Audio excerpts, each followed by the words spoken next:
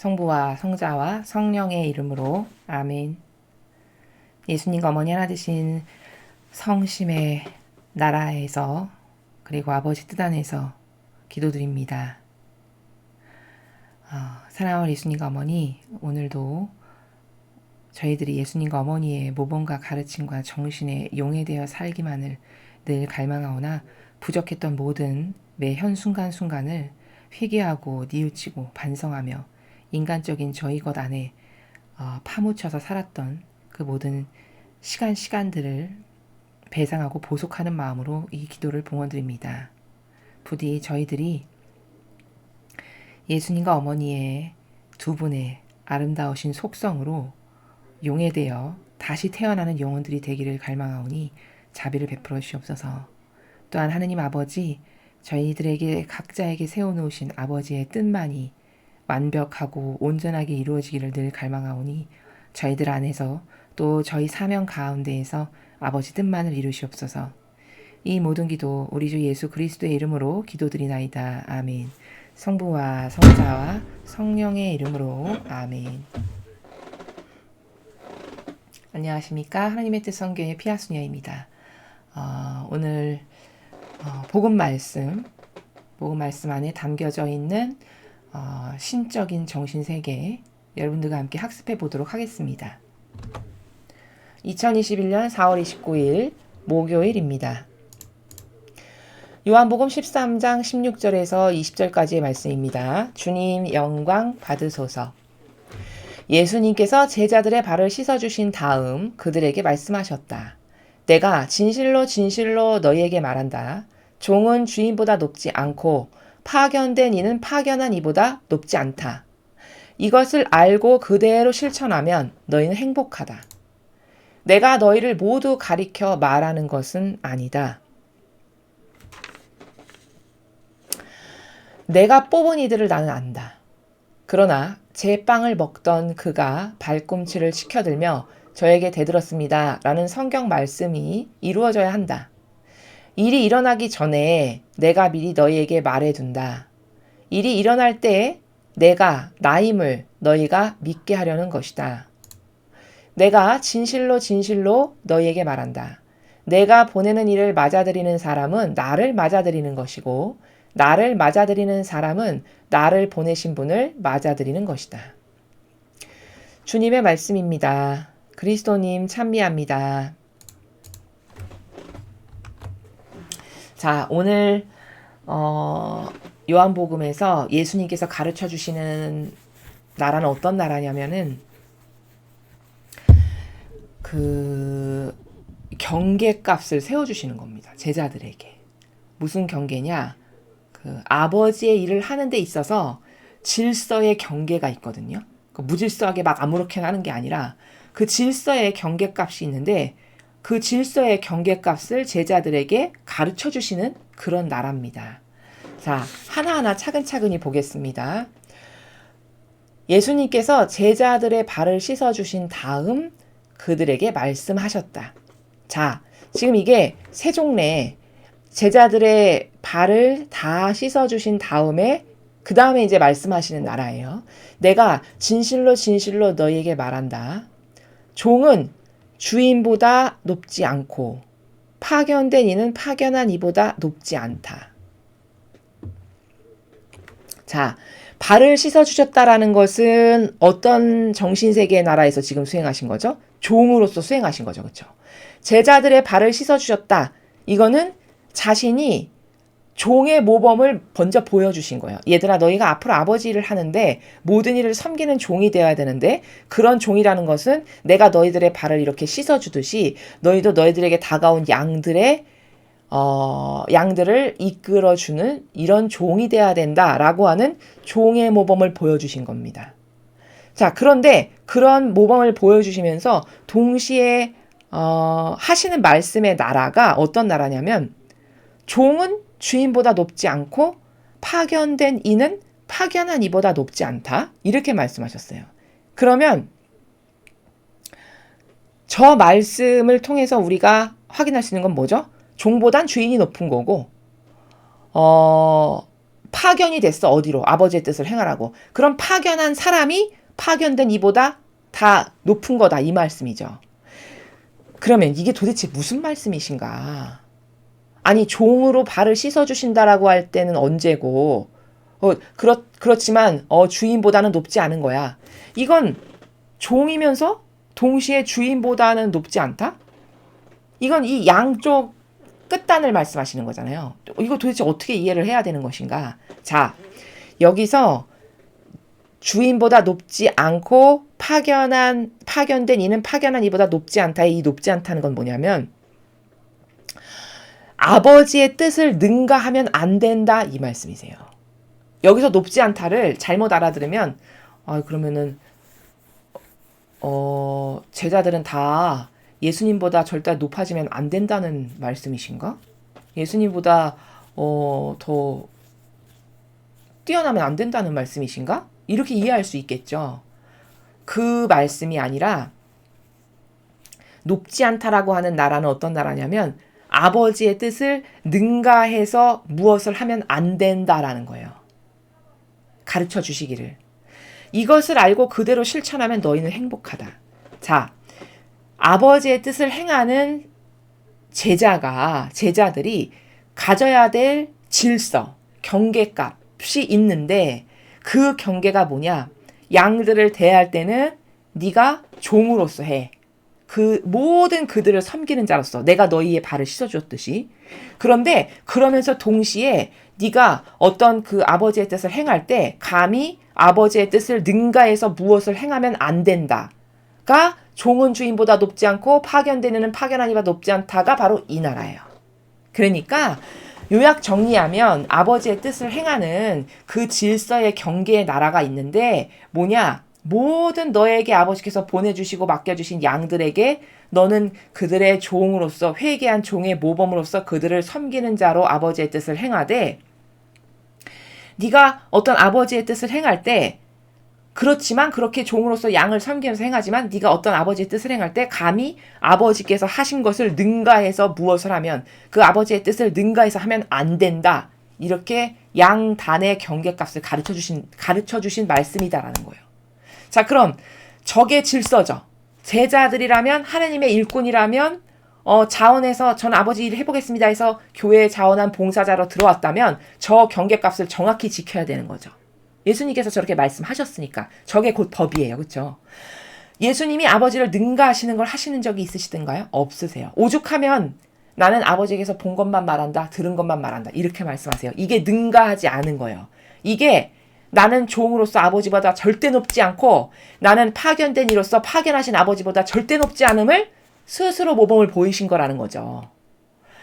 자, 그럼 이게 절대값이잖아요. 이게 질서고 경계죠. 그럼 이 질서와 경계로 이 교도를 한번 살펴보죠. 하느님을 능가하는 걸 하나요, 안 하나요? 대놓고 합니다. 대놓고. 어떻게 대놓고 하냐? 성경에 나오는 질서를 경계를 다 허물죠. 그것도 수장이라고 하는 교황권에서. 성경에 없는 걸 말해요. 계명 바꿔버렸어요. 두 번째 계명 없애버렸어요. 이게 뭐예요? 아버지를 다 능가하는 일을 하는 거예요. 그럼 뭘까? 이게 똑바로 된 제자직을 지금 수행하지 않고 있다는 반증이고 마귀 세력이라는 것을 반증하는 거죠. 예수님이 말씀하신 이 경계값 안 지키고 이 경계 안에서 아버지 뜻 행하지 않죠. 높지 않다고 했는데 자기가 높은 자로서 아버지 뜻을 능가해서 이미 많은 것을 행하고 있죠. 아버지만이 받으셔야 될 권리 다 도둑질하고 아버지만이 찬미받으셔야 할 영광, 영예, 존경, 사랑 이런 거 다 내가 왕처럼 그 자리에 앉아서 다 도둑질해서 받고 그리고 아버지가 이런 거 해라 이런 거 해라 다 말씀하셨는데 그 실서 다 허물고 인간적인 내 뜻을 갖다가 끼워가지고 다 변경시키고 성경에 없는 거 맨날 말하고 이게 뭘까? 종은 주인보다 절대 높지 않으니까 너는 아버지 뜻 능가하면 절대 안 된다 이렇게 가르쳐주셨는데 다 능가하는 걸 이미 하고 있어요. 이거 하나만 봐도 저 교회는 마귀에게 장악된 세력이구나 알아야 차릴 수 있어야 되겠죠. 그렇죠? 이렇게 아버지의 뜻을 행하는 것도 무질서하게 막 행하는 게 아니라 이렇게 정확한 경계와 질서 가운데 이걸 알고 행하거라 이렇게 가르쳐 주시는 거예요. 천상의 책에서는 이것을 의사 피카레타에게 예수님께서 뭐라고 말씀하셨냐? 열쇠가 있는데 천상의 보고를 여닫을 수 있는 열쇠를 주신다라고 했죠. 근데 그 천상의 보고를 여닫는 열쇠를 하느님의 일꾼에게는 주시는데 단 그 열쇠를 가지고 뭐든지 네가 다 해도 되는데 단지 하나 조건이 있다. 그 아버지의 보물 창고의 문을 열고 네가 모든 걸 다 가져다 써도 되는데 그 가져다 쓸 때 단 하나의 조건이 있는데 너를 위해서는 아무것도 쓰면 안 된다. 이게 조건이에요. 이게 조건입니다. 이게 아버지의 뜻을 수행하는 자가 지켜야 될 절대 법칙이고 원칙이라는 거예요.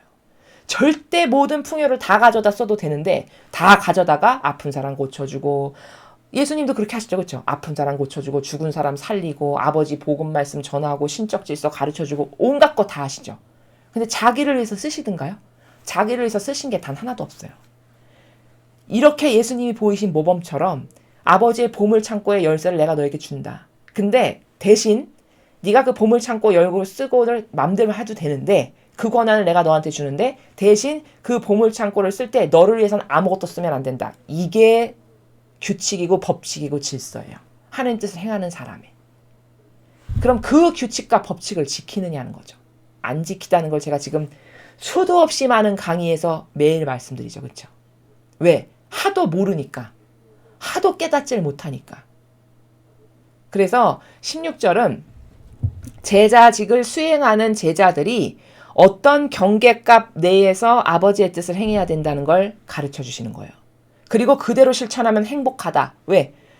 올바르게 아버지의 뜻을 수행했으니까 받을 상급이 있겠죠. 그렇죠? 이렇게 말씀을 하시는 거거든요. 자, 내가 너희를 모두 가리켜 말하는 것은 아니다. 내가 뽑은 이들을 나는 안다. 자, 모두가 해당되는 건 아니다는 거예요. 어떤 사람이 아버지의 뜻이 있어서 뽑았는지를 나는 안다. 이렇게 말씀하시는 거죠. 모두가 해당되는 건 아니야. 그리고 내가 뽑은 사람들을 나는 알아. 아버지가 보내셔서 뽑은 사람들을 나는 알아. 그러나 제 빵을 먹던 그가 발꿈치를 치켜들어 저에게 대들었습니다라는 성경 말씀이 이루어져야 한다. 이 18절의 내용이 어떤 내용이냐면 여러분 이 18절을 잘 이해하셔야 됩니다. 자, 제 빵을 먹던 그가 발꿈치를 치켜들어서 저에게 대들었습니다.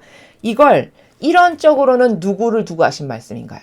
그렇죠. 이거 유다를 두고 하신 말씀이에요. 그리고 진짜 그렇게 됐죠. 그렇게 이루어졌어요. 성경 말씀이 이루어져야 한다 하는데 진짜 그렇게 이루어졌어요. 유다가 그런 배신을 했죠. 자, 그런데 제가 말씀을 드렸다시피 성경에서 아버지께서 말씀하시는 본질의 나라는 같은 원리에서 다중적인 다스림이에요. 이게 무슨 말이냐면 지금 저 말씀은 이론적으로는 유다를 두고 하신 말씀인데 대의적인 관점에서, 즉 다시 말하면 대의적 관점에서 거시적 관점에서 사명을 두고 하신 말씀이에요. 이 말씀이 18절이. 그러니까 유다라고 하는 거는 어떤 개념의 나라에서 그 단 하나의 일부분을 드러낸 거지만 이걸 거시적인 대의적 관점에서 사명을 두고 하신 말씀이라고 하는 그 본질의 나라의 관점에서 18절의 말씀을 봤을 때는 제 빵을 먹던 그가 발꿈치를 치켜들며 저에게 대들었습니다는 과연 누구냐? 그게 어떤 세력이냐? 그게 유다와 똑같은 세력인데 현재 로마 가톨릭이라는 거죠. 로마 가톨릭이 발꿈치를 치켜들면서 아버지께 지금 대들고 있나요? 안 하나요? 그렇죠. 대들고 있잖아요. 이미. 벌써 오래전부터. 그렇죠. 그러니까 저 18절의 말씀을 똑바로 이해한다는 건 뭐냐면 아주 작은 그 개념의 나라 하나에서만 봤을 때는 유다라고 국한돼서 볼 수 있지만 저것을 예수님은 지금 저 18절의 말씀을 사명이라고 하는 그 커다란 대의적 관점에서 말씀을 하시는 거예요. 그 대의적 관점에서 말씀하셨다라는 그 나라를 깨달았다면 그러므로 저 발꿈치를 치켜들어서 대들었다라고 하는 세력은 누구냐? 현재 로마 가톨릭을 두고 예수님께서 미리 예언하신 거라는 거예요. 근데 진짜 그렇죠. 그렇게 되었죠. 이렇게 같은 원리에서 다중적인 다스림의 나라를 모르면 저 말씀을 매우 편협한 관점으로 이해할 수밖에 없겠죠. 근데 제가 다른 강의에서 말씀드렸지만 진리는 그런 나라가 아니에요. 그건 인간이나 그렇게 사고하는 거지. 인간이나 어떤 편협한 딱 하나의 고정화된 틀에 박혀서 하나 딱 알면 다 알았어. 이렇게 생각하지만 제가 말씀드렸죠. 진리라는 것은 그 하나의 단어가 내포하고 있는 관점이 어마어마하게 많아요. 십자가다 그러면 십자가라고 하는 단어를 통해서 우리가 살펴봐야 될 관점이 한두 개가 아니라는 겁니다. 그건 자신의 영이 열린 만큼, 깨달은 것만큼, 하나님의 뜻에 용해된 것만큼의 개수대로 보여요. 그 지고하신 아버지의 뜻만큼 그 십자가라고 하는 아주 단촐한 하나의 단어 안에 그 안에 포함되어 있는 세계가 그렇게 많다는 거예요. 마찬가지로 18절도 예수님이 수행하시는 대의적인 사명이라고 하는 그 거시적 관점에서 보면 저거는 과거에는 유다였고 그 유다가 예표가 돼서 현재는 유다와 똑같은 세력인 누구를 두고 하시는 말씀이냐? 로마 가톨릭을 두고 하시는 말씀이다. 이렇게 보는 게 이 성경을 다중적 관점으로 똑바로 보는 거다라는 거죠. 그래서 유다가 로마 가톨릭의 예표가 된 거고 현재 로마 가톨릭이 유다와 똑같은 세력이다라는 겁니다. 이해가 너무나도 잘 되시죠? 그리고 빵을 먹던 그가라는 그 대목이 빵을 먹었다? 그럼 이건 사제직, 교황권을 두고 하시는 말씀이에요. 빵과 관련된 건 누굽니까? 축성하는 권한이 있는 사제직, 그리고 교황권이 바로 빵을 먹던 그가 발꿈치를 치켜들며 저에게 대들었습니다는 이렇게 다중적 의미가 포함되어 있는 나라라는 거예요. 이해가 되시죠? 자, 그렇게 이해해야 되는 게 맞는 거고 일이 일어나기 전에 내가 미리 너희에게 말해둔다. 일이 일어날 때 내가 나임을 너희가 믿게 하려는 것이다. 자, 내가 이렇게 선언적으로 먼저 앞으로 일어날 일을 너희들에게 말하는 이유는 그때가 돼서 유다가 나를 배신했을 때 예수님이 옛날에 그 말씀하셨는데 진짜구나. 진짜 이루어졌구나. 진짜 메시아시구나. 그리스도시구나. 요렇게 네가 늦게라도 깨달아서 나를 믿게 하려고. 그러려고 내가 너에게 선언적으로 미리 말하는 거다. 이렇게 말씀하시는 나라입니다. 내가 진실로 너에게 말한다. 내가 보내는 일을 맞아들이는 사람은 나를 맞아들이는 것이고 나를 맞아들인 사람은 나를 보내신 분을 맞아들이는 것이다. 자, 이건 어떤 나라입니까? 무수히 많은 성경에서 우리가 보았듯이 하느님과 예수님은 하나된 관계성이라는 것을 입증하시는 나라예요. 자, 왜냐? 예수님께서 내가 보내는 일을 맞아들였어, 네가. 그럼 예수님께서 보내신 일을 아버지가 뜻하시는 바가 있으셔서 예수님께서 보내셨다라고 해서 맞아들였어. 그러면 형상적으로는 그 사람을 맞아들인 거지만 본질적으로는 누굴 받아들인 거죠? 예수님을 받아들인 거죠. 왜? 예수님이 보내셨다는 것은 예수님과 하나 된 영혼을 나에게 보내셨다는 거예요. 예수님께 속한 영혼을 나에게 보내셨다는 거죠. 그럼 그 속한 영혼을 받아들였다는 것은 결국 궁극적으로는 그를 보낸 예수님을 받아들였다는 말이고 또 나를 누가 받아들였어. 그럼 나를 받아들였다는 것은 나를 보내신 하느님 아버지를 네가 맞아들였다는 뜻이다. 그럼 이 말은 하나된 관계성에서만 가능한 거죠. 그렇죠? 아니 예수님은 예수님이고 아버지는 아버지지. 왜 예수님을 받아들인 게 아버지를 받아들인 거야? 다른데? 이거는 이 사고방식에 어떤 오류가 있는 거냐면 하나 되었다라는 걸 몰라서 그런 거죠. 그렇죠? 하나된 관계성이라는 걸 몰라서 그렇게 말하는 거예요. 형상에 치우친 사고방식을 하니까 그렇게 말할 수밖에 없는 거죠. 제가 말씀드렸다시피 예수님은 겉은 예수님의 모습이지만 내면은 아버지의 뜻으로 완전히 가득 차신 상태예요. 그럼 그러한 예수님을 맞아들였다는 것은 내면은 아버지로 가득 차 있으시니까 곧 아버지를 맞아들였다는 뜻이에요. 다시 말하면 하나 되셨다라는 뜻이에요. 이렇게 다중적으로 설명할 수 있는 게 진리의 나라예요. 그러니까 20절의 나라는 아버지와 나는 하나란다. 사실은 이거를 말씀하시고 싶은 거예요. 제자들에게. 이걸 깨닫게 하시고 싶은 나라다라는 겁니다. 자, 그래서 오늘 본 우리가 요한복음을 통해서 발견할 수 있는 거는 제자다. 하느님 일꾼이다. 아버지 뜻을 수행하는 사람이다. 그럼 경계값이 존재한다는 거예요. 해야 될 것이 있고 하지 말아야 될 그 명확한 경계선상이 있는데 그것을 오늘 가르쳐 주신 거거든요. 그럼 그 경계선상이 뭐냐? 너는 너에게 보내고 맡겨주신 아버지가 보내신 모든 양들에게는 너는 모범적인 종이 돼야 된다. 회개한 종의 모범으로서 그들에게 다가가고 그들의 영혼을 살리고 구원하는 거에 열과성을 다해야 된다. 이게 종이니까. 근데 그런 것을 하는 데 있어서 네가 무엇을 결정하고 뭐 말도 하고 해야 될 거 아니에요. 그런 것을 네가 사실적으로 수행하는 데 있어서 아버지를 능가하는 것을 절대 하면 안 된다. 이 경계값을 세워주신 거예요. 그런데 이 경계값의 근거에서 하느님의 일을 하는가 안 하는가를 여러분이 조금만 관점이 있으시면 이 교도의 수많은 자원한 봉사자를 이 관점으로 볼 수 있죠. 내가 주인으로서 살아, 내 자아가. 모든 것을 다 받으면서 아버지 뜻은 수행하는 게 없네. 그 종은커녕 왕으로 떵떵거리면서 살아. 겉으로는 종인 척하고.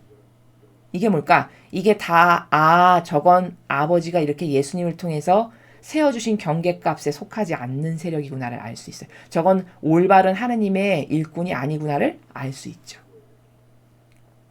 그래서 이런 가르쳐 주시는 나라에 근거해서 무엇을 보고 분별도 하고 하나 되어야 되는지 말아야 되는지도 그걸 보고 결정해야 되는 이런 시대고, 이런 신적인 다양한 질서와 경계를 가르쳐 주신 아버지께 또 감사를 드리고 이렇게 반향을 우리가 올바르게 할 수 있어야 하겠습니다. 이상으로 2021년 4월 29일 목요일 복음회설을 마치겠습니다. 감사합니다.